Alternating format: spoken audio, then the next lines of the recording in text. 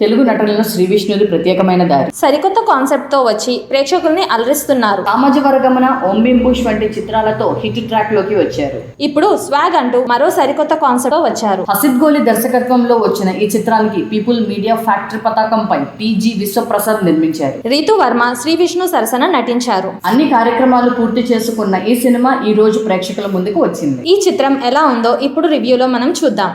ముందుగా ఈ సినిమా కథ విషయానికి వస్తే ఈ సినిమా స్వగానిక వంశానికి చెందిన కథ. 1550లలో మాతృస్వామ్యం మరియు పితృస్వామ్యంపై ఆధిపత్యం కోసం స్త్రీలను పురుషులు తక్కువగా చూస్తారు. దీంతో వీళ్ళ మధ్య ఆధిపత్య పోరు జరుగుతుంది.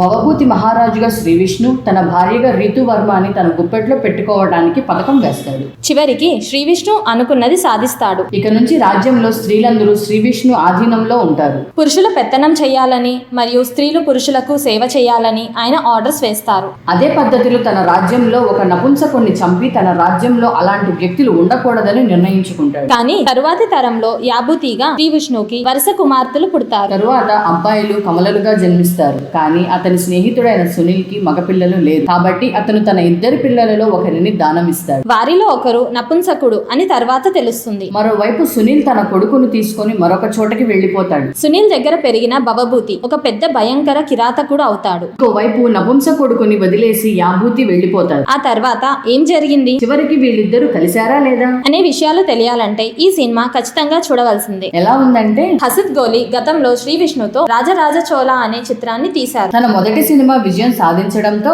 శ్రీ విష్ణుతో రెండవ సినిమా చేసి మంచి విజయం సాధించాలని అనుకున్నాడు. అతను అనుకున్నట్లుగా ఈ కథకు పూర్తి భిన్నమైన వేరియేషన్లను రాసి సినిమాను ముందుకు తీసుకువెళ్లాలని అనుకున్నాడు. పేపర్ పై ఏది రాసిందో ఆ తరహా మ్యాజిక్ ను తెరపైకి తీసుకురావడానికి చాలా కష్టపడ్డాడు. దర్శకుడు చేసిన ప్రయత్నాన్ని అభినందించాలి. ఫస్ట్ హాఫ్ మొత్తాన్ని కామెడీ ఎంటర్టైనర్ గా ట్రీట్ చేశాడు మరియు మిడ్ బ్యాంక్ లో పెద్ద ట్విస్ట్ తో ముగించాడు. సెకండ్ హాఫ్ ని ఒక సరికొత్త యాంగిల్ లో స్టార్ట్ చేయాలని ప్రయత్నం చేశారు. ప్రీ క్లైమాక్స్ కు మరియు క్లైమాక్స్ సమయంలో సినిమాను ఎంటర్టైనర్ లెవెల్లో ముగించాలని అనుకున్నారు. ఆయన ప్రయత్నాలన్నీ సక్సెస్ అయ్యాయని చెప్పాలి. ఎమోషనల్ కామెడీ స్టైల్లో సినిమాను నడిపించిన తీరు, చూపించిన విధానం నెక్స్ట్ లెవెల్ అని చెప్పవచ్చు. కొన్ని ఎమోషనల్ సీన్స్ లో బ్యాక్గ్రౌండ్ మ్యూజిక్ కూడా సినిమాకు ప్లస్ పాయింట్ అయింది. విష్ణు మొదటి నుంచి సరికొత్త జోనర్ కథలను ఎంచుకుంటూ ముందుకు వెళ్తున్నాడు. ఈ సినిమాలో అలాంటి పాత్రలను పోషించి మరోసారి తన పేరుని నిలబెట్టుకున్నాడనే చెప్పాలి. కొంచెం డ్రాగ్ అయిన ఫీలింగ్ కలిగినా మొత్తంగా కలిసి చూస్తే సినిమా బాగుందనే ఫీలింగ్ కలుగుతుంది. మొత్తం మీద సినిమా చూసి బయటకు వచ్చే ప్రేక్షకులకి ఒక సరికొత్త సినిమా చూసిన అనుభూతి కలుగుతుంది. ఎవరు ఎలా చేశారు అంటే,